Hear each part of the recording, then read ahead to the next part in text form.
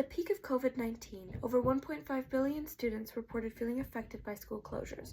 This number equates to over 90% of all enrolled students in the world. From 2020 to now, students lost 3 whole years of essential development towards adulthood. One of the most important factors for students in school is socio-emotional growth. And due to isolation periods during COVID, they lacked this development. Students who do not receive adequate social and emotional development will face problems with mental health, including depression, anxiety, and other behavioral problems that will have long-lasting effects on the individuals. Students thrive in an environment with effective social, emotional development, and behavioral support, and due to COVID, these environments were restricted greatly. During this long isolation period, students felt insufficiently connected to others, which had lasting effects on their mental, physical health, and academic growth. Okay, who am I here with today? Hi, I'm Ruby Mata. And what grade are you in? I'm in 11th grade. Okay. Can you tell me about your personal experiences with COVID and how it affected your mental health or academic abilities? Mentally, well, it was kind of like I was sad during those times because I couldn't see my friends, I couldn't see my family, and then when I got it, it was like during like Christmas break. So then I wasn't able to like be with my family even in my own house. I had to be locked in my room for like 2 weeks. And so, yeah, it was really sad, but I mean, at least we're like kind of over it, you know? But yeah. The COVID-19 pandemic had students feeling its effects all over the world, with increased rates of depression, anxiety, and other stress symptoms. It's interesting to note that these same results were seen during the swine flu pandemic and the SARS outbreak. The lack of in-person learning resulted in flawed abilities for teachers and administration to identify mental health signs. Across 10 studies, up to 50% of students experienced moderate to severe depression, and across 14 studies, up to 79% of students experienced anxiety symptoms. And across 5 studies, up to 71% of students experienced high-stress symptoms. All of these things have stunted the social and emotional growth in students around the world, leading to various mental health problems and emotional well-being problems. Additionally, we saw a high increase in anxieties such as health anxiety and social anxiety. We saw that health anxiety was higher in women, especially those living alone, and also those already dealing with chronic illnesses. Social anxiety was proven to be much higher following the COVID pandemic. And of course, the social isolation brought on by COVID is likely to contribute to the heightened social anxiety of our generation. This limits students from feeling confident enough to reach out for help, whether with mental struggles or academic struggles. Poor mental health is known to lead to lasting effects in a student's academic success. Students who suffer from a mental health issue are more susceptible to poor motivational skills or time management, ultimately affecting their academic outcomes. I think that when we went into quarantine or like into lockdown in 8th grade, I wasn't really doing my work or anything. I was just like, press play and then boom, fall back to sleep, And then freshman year, it was kind of difficult for me as well, just because I wasn't really learning anything on the computer and I wasn't really paying attention. So like when we went back into back on into person, I didn't really know what we were learning or anything, so I was really behind. Who am I here with today? You're here with Edward Bush Danahy, teacher of AP Human Geography, and Psychology here at Roaring Fork High School, located in Carbondale, Colorado, 81623. I have a question for you. Okay. So after COVID, did you notice that anything with students, like in particular their mental health or their academic success? Yes. Elaborate.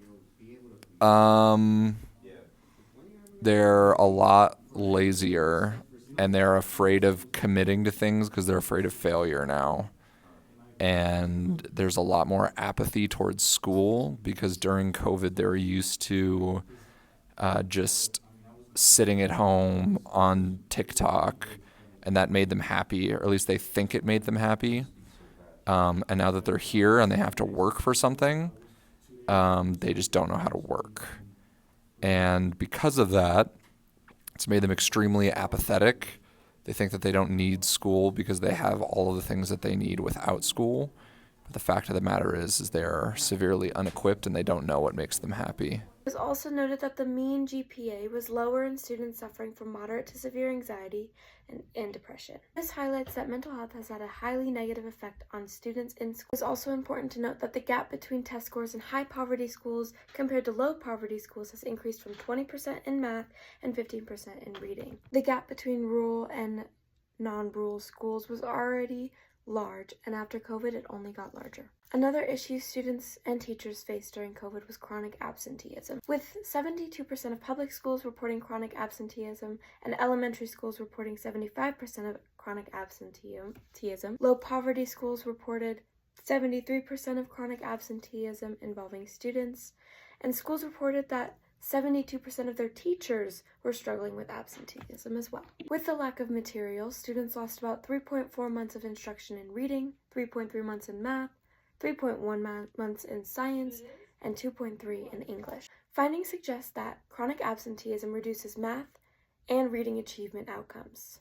It also reduces educational engagement and decreases social engagement. So not only are students feeling the effects mentally and academically, but also socially. It is also important to be noted that students dealing with home or financial issues were seen to have higher depression rates, anxiety rates, stress rates, and poor academic development. We must remember that the future of our world relies on our generation. In order to attempt to solve the mental and academic crisis students have faced during COVID, schools, communities, and administrators need to do all they can to provide students with adequate resources. With studies showing that students facing these issues, they are more likely to end up in some sort of struggle as an adult, whether that be poverty or committing crimes. It was also noted that the loss of instructional time students have faced is predicted to cut their lifelong salary by 3%. Schools and communities need to implement systems that help students get the resources that they need when facing mental health struggles. Additionally, schools need to prioritize social and emotional learning, especially in younger kids who lost it during COVID. How students have healthy relationships, healthy boundaries, how they deal with emotions, and how they treat others all relies on their social and emotional development. It is crucial for schools and teachers to make up what students have lost during COVID. A specialized 3-year plan for each student and what they need the most help with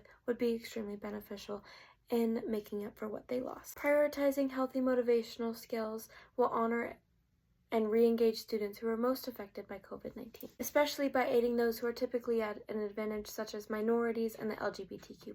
By doing so, this will allow students who struggle the most to come back to the school environment.